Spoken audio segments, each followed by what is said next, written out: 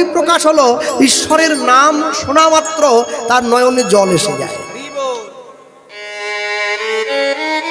ঈশ্বরের নাম যার অন্তরে পরিপূর্ণ, ঈশ্বরের নাম শোনা মাত্র তার চোখে জল এসে যায়। সবার আসে না, কিন্তু অনেক বড় বড় জ্ঞানী ব্যক্তি আছে, অনেক বড় বড় পণ্ডিত আছেন, ভগবানের কথা দিন রাত ধরে বলে চলেছেন, শাস্ত্রীয় শ্লোক সিদ্ধান্ত মুখস্থ বলে যাচ্ছে, গড়গড় করে বহু করে বলে চলে যাচ্ছে, কিন্তু সারাদিন তাকে আপনি ভগবানের কথা বলান, সারাদিনের মধ্যে এক ফোঁটাও তার চোখে জল আসে নাই। আপনাকে বুঝতে হবে ও পাণ্ডিত্য অর্জন করেছে, কিন্তু ভক্তির ধারে প্রান্তে ও নাই, অনেক দূরে আছে, তাই না? কলের তলায় কলসি রেখে কলটা চাপ দিলে কলসিটা ভরে যায়। আচ্ছা, কলসিটা ভর্তি হওয়ার পরেও যদি কলটাকে চাপ দেওয়া হয়, তখন কলসির জলটা উতলে বাইরে বেরিয়ে আসে। হৃদয় কলসিটা বারবার ধরে ঈশ্বরের প্রেম সাধনে এটাকে দিতে দিতে দিতে দিতে যখন এই হৃদয় কলসিটা প্রেমে পরিপূর্ণ হয়ে যায়, নয়নের ধারা রূপে উপচে বাইরে চলে আসে। হ্যাঁ, এমনি এমনি আসবে না, কি করে আসবে? ভগবানকে ভালোবাসার এমন এমন নিদর্শন আমরা জগৎ মাঝে দেখতে পাই। সনাতন ধর্ম এই জন্য শ্রেষ্ঠ জগৎ মাঝারে, অন্য কোনো ধর্ম নয়। অন্য ধর্ম বিখ্যাত হতে পারে, শ্রেষ্ঠ হতে পারবে না। সনাতন ধর্মের কথা শ্রেষ্ঠ। কেন শ্রেষ্ঠ?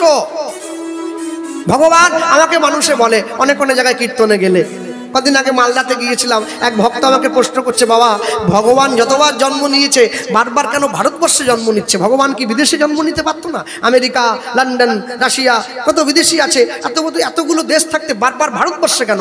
এমনকি শুনছি কল্কি অবতার, সেও নাকি উড়িষ্যার সম্বলপুরে বিষ্ণুযশা ব্রাহ্মণের ঘরে কল্কি অবতার জন্ম নেবে। আচ্ছা বলুন, বিদেশের মানুষগুলো কি দোষ করেছে?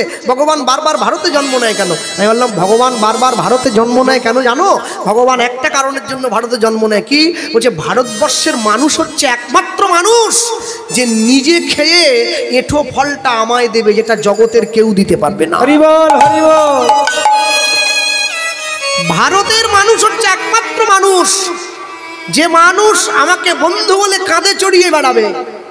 ভারতবর্ষের মা হচ্ছে একমাত্র মা যে মা আমাকে সন্তান জ্ঞানে কান ধরে উদুখোলের সঙ্গে কোমরটায় দড়ি দিয়ে বেঁধে রাখবে, ননি চুরি করে খেয়েছি বলে। এটা অন্য কোনো দেশের মানুষ পারবে না, তাই শুধু ভারতবর্ষেই আমি ছুটে আসি। ভগবান গীতায় নিজে মুখে স্বীকার করেছেন তো, অবজানন্তি মাং মূঢ়া মানসিং তনুয়াসিতং পরং ভাববজানন্তি মম ভূত মহেশ্বরম। বোকা মানুষগুলো আমাকে শুধুমাত্র মনুষ্য জ্ঞান ভাবে যে আমি শুধু মানুষ, আমি মানুষ নই। মানুষের দেহ হলে তো লয় থাকবে, ক্ষয় থাকবে, বিনাশ থাকবে, জরা ব্যাধি থাকবে। আমার কি আছে? আমার তো নেই। সাধারণ মানুষ এইটুকু বোঝো না, কি করে বুঝবে? আর কবে বুঝবে?